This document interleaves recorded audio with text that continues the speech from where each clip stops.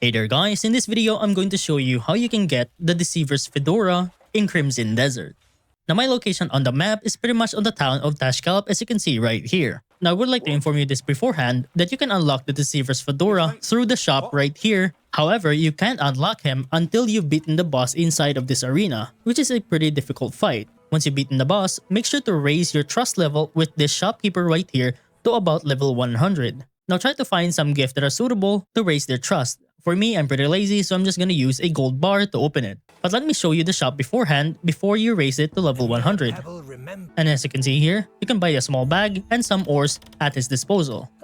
Now let me try to raise the trust level to 100. Now once I've given him the gold bar, my trust should have reached to the maximum level. Now over to the shop, let me go here, and then press buy. And as you can see right here, you find the Deceiver's Fedora.